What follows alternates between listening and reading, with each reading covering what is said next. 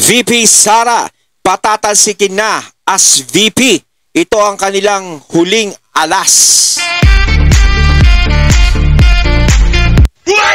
Ayan, syempre itong balitang ating matutunghayan ngayon ay nagmula kay Robin Sweet Showbiz. At ito po ang inyong lingkod na si BT na magbibigay ng reaksyon at komento dito sa video na ating matutunghayan ngayon. At huwag na natin pagtagalin at sabay-sabay na nating panoorin ang laman ng video na hatid sa atin ni Robin Sweet Showbiz at bibigyan natin ng reaksyon ng balitang ito. Pasok! Noon ay hindi sila nagtagumpay sa People's Initiative upang baguhin ang ating Philippine Constitution. Hindi rin sila nagtagumpay sa confidential funds laban kay Vice President Sara. Hindi rin umubra ang impeachment kay Vice President Sara. Pero this time, abay balik charter change sila. Isinusulong ng ilang mambabatas at iba pang miyembro ng National Unity Party ang pagpapatupad ng Constitutional Convention para amyendahan at irebisa ang 1987 Constitution. Batay sa inihaing House Bill No. 5870, nakasaad na kinakailangang baguhin ang konstitusyon dahil sa natuklasang significant imperfections sa mga nakalipas na taon. Kabilang dito ang kalabuan ng lengguwahe, drafting lapses at procedural inconsistencies na nakakahadlang sa reforma, pagpapanagot at sumisira sa public confidence ng mga institusyon. Ilan sa mga naghain ng panukalang batas ay sina Deputy Speaker at Antipolo 1st District Representative Ronald Puno, Negros Occidental 4th District Representative Jeffrey Ferrer, Malabon Lone District Representative Antolin Oret III, Bulacan 2nd District Representative Agustina Dominic C. Pancho at iba pa. House Bill No. 5870 calling for a constitutional convention to propose amendments, revisions, corrections, and changes to the 1987 Constitution, setting the election date of delegates, prescribing the Dali mga katunay, syempre, pakinggan muna natin si Robin Sweet Showbiz. Pag English yan, Robin Sweet Showbiz yan. Pero pag Tagalogan na, dyan tayo babanat. Diba? Diba? Para maintindihan natin, okay? Powers and functions of the convention, providing for its appropriations and for other purposes. For nearly 4 decades, the 1987 Constitution has served as the cornerstone of our democratic order, adopted in the aftermath of a revolution and designed to safeguard liberty, justice, and accountability. But the passage of time, along with accumulated lessons of governance and jurisprudence, has revealed significant imperfections in the Charter's text. These include ambiguities in language, drafting lapses, and procedural inconsistencies that now hinder reform, obstruct accountability, and erode public confidence in our institutions. Several provisions highlight these concerns. The directive in Article 11, Section 3.4, that impeachment proceedings shall forthwith proceed, has become the subject of partisan dispute and inconsistent application, undermining the urgency of constitutional accountability. Provisions presuming a unicameral legislature still erroneously remain in the text. For instance, Article 6, Section 28, Paragraph 4, which states that no law granting any tax exemption shall be passed without the concurrence of a majority of all the members of the Congress, has led to interpretive confusion over whether Congress is to act as a joint body or in separate chambers. Article 7, Section 19, regarding the grant of amnesty by the President with the concurrence of a majority of all the members of Congress, has likewise sparked procedural uncertainty. Although the Constitution requires presidential amnesty to be concurred in by a majority of all the members of the Congress, it fails to specify whether this concurrence must occur through a joint vote or separate votes by the Senate and House. This diverse and inclusive... Medyo mahaba mga katunay. Di pa tayo makaporma. Pakinggan muna natin. composition ensures that constitutional reform is informed not only by democratic legitimacy, but by technical competence and independent insight. It is a reform mechanism focused solely on the Constitution, free from the competing pressures of ordinary lawmaking and political partisanship. This initiative does not seek to discard the 1987 Constitution.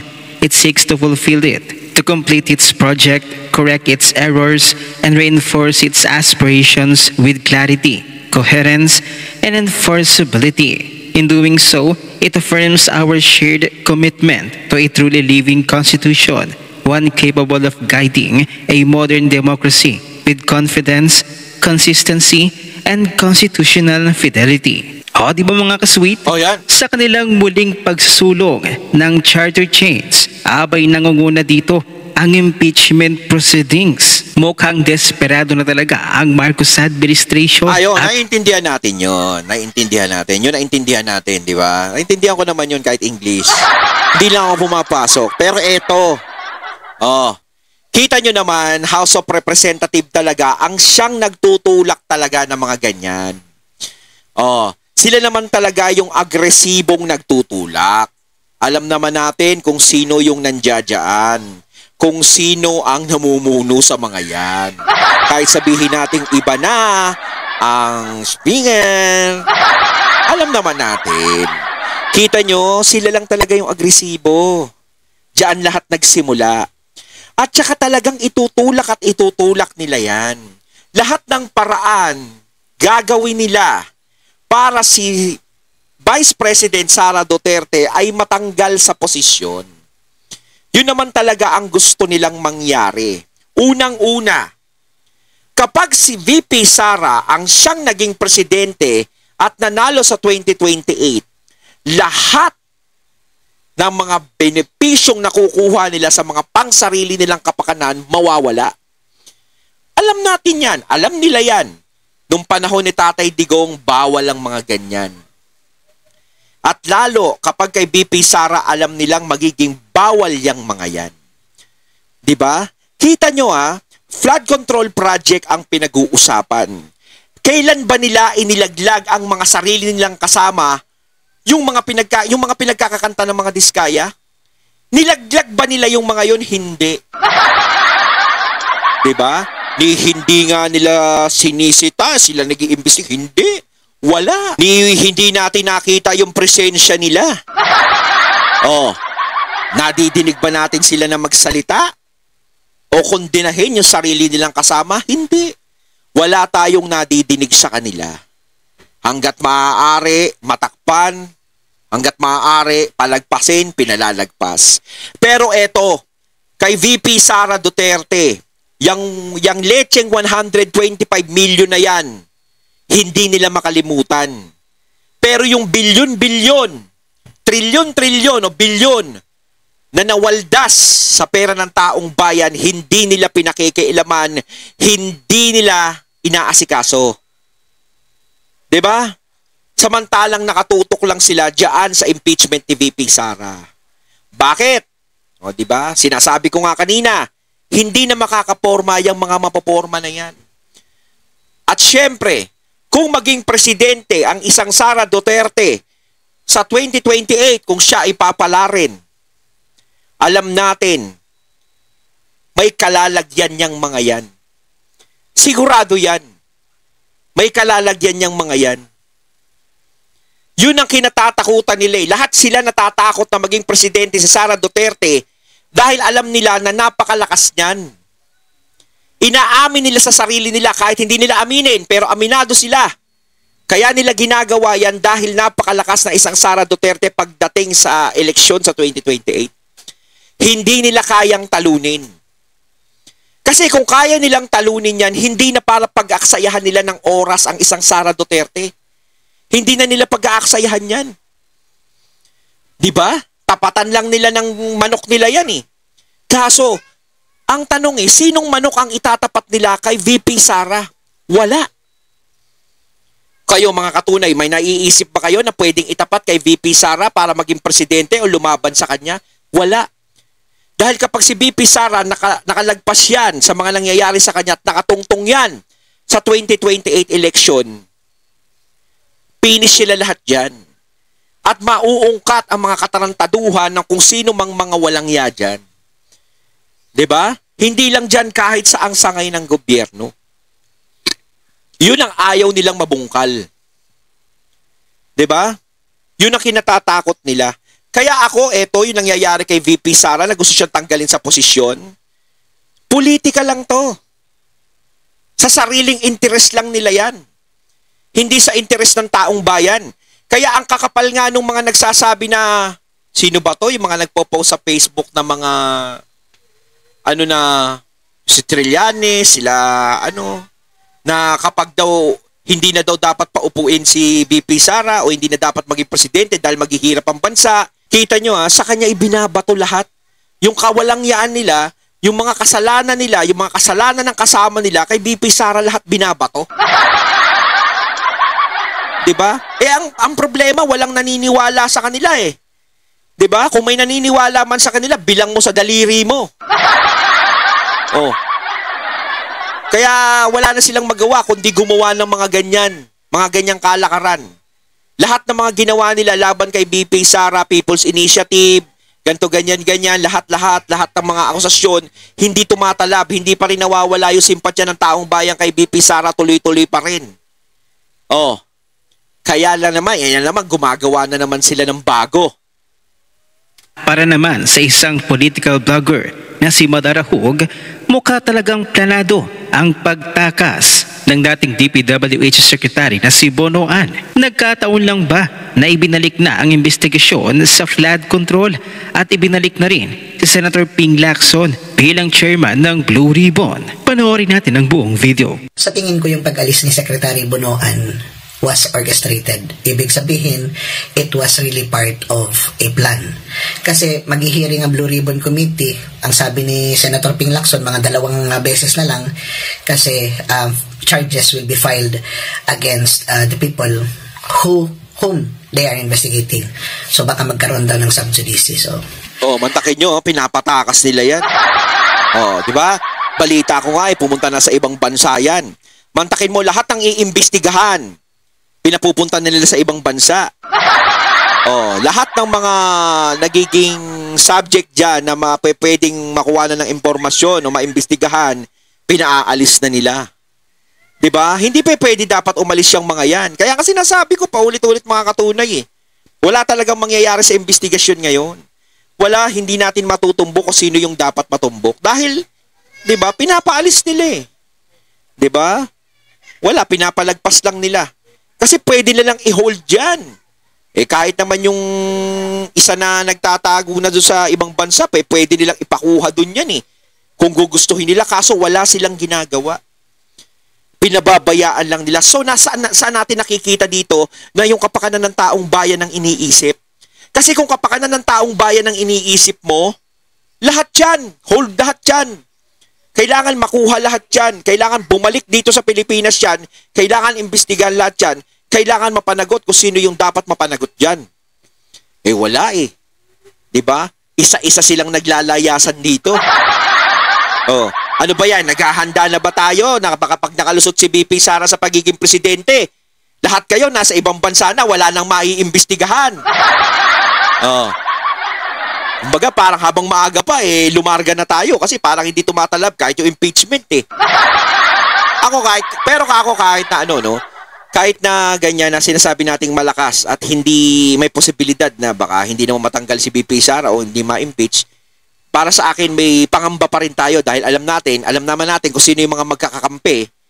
'Di ba? Nagkakampihan sila ngayon at ginagawa nila lahat ng paraan para ma-impeach si BP Sara.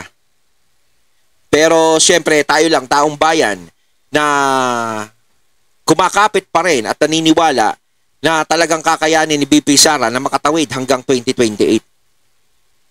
Kaya natin pinaglalaban ang isang Sara Duterte dito. Hindi na dito usapan ng pagiging DDS, hindi na dito pinag-uusapan ng pagiging loyalista, pagiging dilawan, pinklawan, wala nang usapan yun. Ang pinag-uusapan dito, kung sino ang taong makakapagbigay talaga ng tunay na serbisyo sa taong bayan. Ako, wala akong pakialam sa mga grupo-grupo. No? Ako, pumapanig ako kung sino ang tama, yung nakikita kong tama. Doon ako pumapanig. Kung alam kong mali ang mga Duterte, kakalabanin ko sila. 'Di ba? Kung alam kong hindi maganda ang ginagawa ng mga Duterte, kakalabanin ko at hindi ako makikisimpatya sa kanila. Ang problema, maganda yung nakita kong pamumuno ni PRRD nung siya'y presidente. Lagi kong sinasabi sa inyo, nung pandemic pa lang, bumilib na ako kay PRRD. No? Yung war on drugs niya. Pero mas bumilib ako sa pandemic. Yung ginawa niyang paninindigan sa ating lahat at hindi tayo pinabayaan. At nakita ko naman kung paano nila ginawa yung pamamalakad na maganda sa Davao. Kaya ako, ang simpatya ko is napunta sa mga Duterte. 'Di ba? Hindi ko sinasabi o kiniklaim DDS ako. Hindi ko sinasabi kiniklaim loyalista ako. Hindi ko kiniklaim na ganun. Wala akong ganun. Dahil kung mali ka, mali ka. Kung tama ka, kakampihan kita. Ganun ako eh. 'Di ba? Kasi mahirap kampihan ang isang tao kung alam mong mali. 'Di ba? O dati pinaglalaban ko nung eleksyon. Marcos, si Bongbong, si BBM. Pinaglalaban ko talaga siya. Binabanatan ko rin sa reaksyon ko lahat ng mga bumabanat kay PBBM. Dahil syempre, nakikita kong tama pa siya nun eh. 'Di ba? Kaso nung tumagal, bumitaw ako kasi nakikita ko hindi na tama. Kasi bakit ganito? Parang yung pinaglabang ko, parang hindi ito ine-expect ko. Ngayon, yung ine-expect ko, nakita ko kay BP Sara. 'Di ba? Kaya nga sinasabi sa ako, DDS ka na, BT. Bahala kayong mag-isip. Bahala kayong mag-isip. 'Di ba? Basta ako, sumisimpatya ako kung sino yung alam kong tama sa sarili ko. Wala kayong pakialam sa kung anong desisyon ko. Kaya nga sinabi ko kung may maling gagawin ng mga Duterte, out ako sa kanila. 'Di ba? Gaya nito. TBJ supporter ako. TBJ supporter ako. Pinaglabang ko ang TBJ. Isa ako sa nakipaglaban sa pangalan ng Itbulaga hanggang sa nababati ako ng Tito Vic and Joey sa telebisyon sa Itbulaga sa programa nila. Pero nakita nyo ba na kinonsinti ko yung ginagawa ngayon ni Tito Sen? Kumukontra ako, pero hindi para lapastanganin ko ang pangalan niya. Kumukontra lang ako. Hindi ko gusto. Pero may respeto pa rin ako sa TVJ. Kumukontra lang ako. Dahil hindi ko gusto yung nagiging investigasyon o nagiging kalakaran sa Senado. 'Di ba? Hindi ko kinonsente. Hindi ko inano. Ganun ako eh. Kung tama ka, tama ka. Kung mali ka, mali ka. 'Di ba?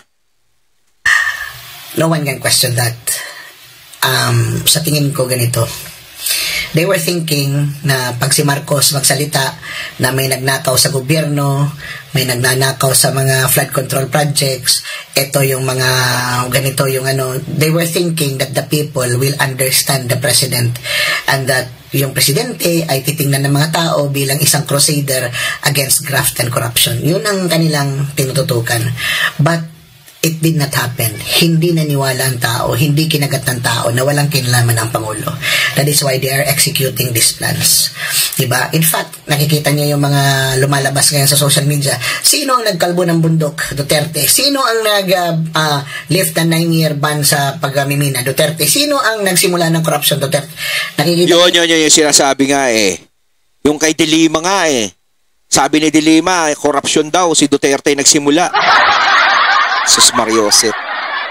Nakikita ba ni Dilima yung sarili niya sa salamin? Sa mga pinagsasasabi niya? 'Di ba? Ngayon, kung kurap ang mga Duterte, hindi na bababa sa pwesto si PRRD. Hello? Oh, ba't ngayon? Nakikita naman natin, hindi ko naman inaakusahan kurap ngayon eh. Hindi ko inaakusahan. Ang binabase ko lang ngayon, bakit sila takot na takot kay BP Sara? Bakit gusto nilang ipagpatuloy ang pamumuno nila? Gusto nila yung mga manok nila yung manalo sa susunod. Bakit? May gusto ba tayong takpan? May gusto ba tayong ano? Pero nung panahon ni PRRD, 'di ba? Hindi siya gumawa ng ganon. Kung matatapos ang termino ko, matatapos ang termino ko. Kung tutuusin, si BP Sara pwede niyang patakbuhin sa pagiging presidente noong 2022. Pwede niyang labanan si BBM nung panahon na yon. Kung gusto ng mga Duterte na may pagtakpan. Once kasi na mag-iba ang administrasyon, kung ano yung ginawa mong kalokohan, maaaring mabulgar, maaaring mahukay. No? Pero hindi natakot ang mga Duterte kasi wala naman silang ginawang ganon. Hindi na nila tinuloy, hindi sila parang natakot na, kailangan, Sara, ikaw ang tumakbong presidente. Walang ganon. Si PRRD nga ayaw niyang patakbo yung presidente si BP Sara, ayaw niyang ipag-vice president eh. Gusto nila lang lumabas sa politika eh. Gusto nila mayor na lang eh. Pero hindi, di ba? Nag-vice president si BP Sara pero hindi siya tumakbong presidente. Ngayon kung may gustong pagtakpa ng mga Duterte, pwede nilang labanan si BBM nung panahon na yun. Dahil may posibilidad talaga na maaaring manalo si BP Sara kontra kay BBM. Diba? Yun lang common sense lang Kung kurap ka, may pagtatakpan ka, kailangan pagtakpan mo yan. Diba? Hindi nila pinagtakpan Nagpalaya sila Bahala kayo kung anong makikita nyo sa katapusan ng termino ko. Parang ganun. Hindi ako naniniwala sa mga pinagsasasabi ng mga yan na ang mga Duterte korap, ang mga Duterte ganito, ganyan. Nako. Bakit talagang gawa-gawa na lang talaga yung mga galit kay PRRD, yung mga binangga ni PRRD, binabalikan lang siya ngayon talaga. Ngayon, di ba? It's part of their plan to make an excuse. So sa tingin ko, they were hoping that the president coming out, lalabas ang presidente, sasabihin niya na may corruption sa gobyerno ko at ganito ganyan, lalabanan natin yan, hahanapin ko yan, etc. Hinanap niya, people were asking for accountability, nagkaroon ng rally, and we know the rally was partly sponsored by Malacanang, di ba? Alam naman ng mga tao So hindi kinagat ng tao yung excuse na si Marcos is a crime buster. Why? Because he is part of a family na nagnakaw sa taong bayan for 20 years. And the cronies that they had during that period, andito pa rin, nandyan pa rin sa sirkulasyon at nakapalibot pa rin kay Bongbong Marcos. So, ang mga tao kasi ngayon, because of social media, nagkakaroon na ng pagkakataon na makapag-research, makapagtanong, makapanood, at magkaroon ng sariling pananaw sa bawat nangyayari sa bansa natin. So, mahirap paniwalaan na si Marcos is the crime buster. So, ang pinaniwalaan ng karamihan ng mga Pilipino, Marcos was part or is part of the corruption that happened, because it is very impossible for the president not to know na merong ganyan nangyayari in the past 3 years. And believe me, walang maniniwala na magsabi na it started with the Duterte administration. Why? Because it's very, very rampant only in the past 3 years. So, there you go. So, lahat ng nangyayari ito, pagka-appoint kay Rimulya sa ombudsman and itong warrant of arrest ni Bato, everything is being orchestrated just to erase and to divert the attention from the Filipino people. Pero halata naman yung mga ni Bato, mga ganyan, gusto na nila i-divert para makalimutan na yung dapat makalimutan. Alam nyo na kung ano yung gustong makalimutan, mga katunay. Diba? This coming rally will tell it all. This coming rally will be the decisive point whether or not the people will still believe in Marcos or not. Ayun, natatay nato ngayon ang video na nagmula kay Robin Sweet Showbiz at syempre nato ngayon natin ang boses na yun at ang video na yun binigyan din natin ng reaksyon na nagmula kay Madara Hug. Kayo mga katunayan ang masasabi nyo tungkol dito. Comment lang po kayo sa comment box. So once again, I'm BT and I'm out. Peace.